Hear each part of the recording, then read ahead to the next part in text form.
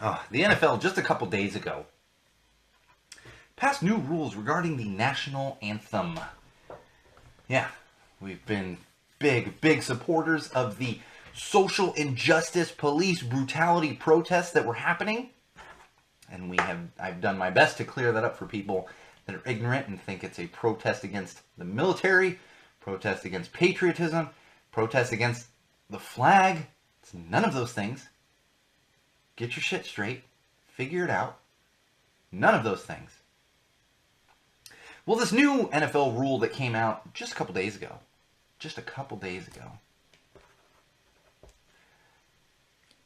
is that now I'm trying to think about how to get into this. The rule is any player on the field, any player or personnel from any team on the field needs to be standing during the national anthem. If a player or personnel does not want to stand during the national anthem, they are allowed to remain in the locker room.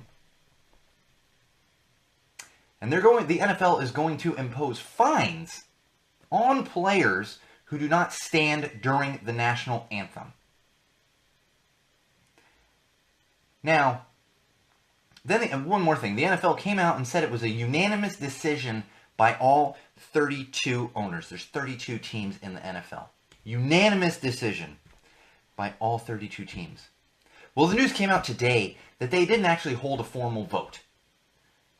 So not only did they come up with a ridiculous rule where they're trying to stifle people who are trying to get support for racial injustice and awareness around racial injustice and police brutality.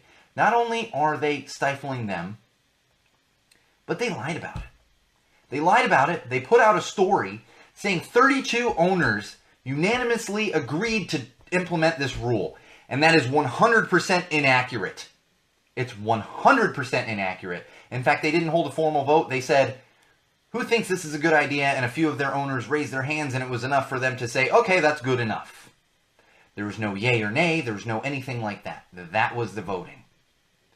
And you may say, well, what's the big deal? The NBA actually has a rule that you need to stand for the national anthem.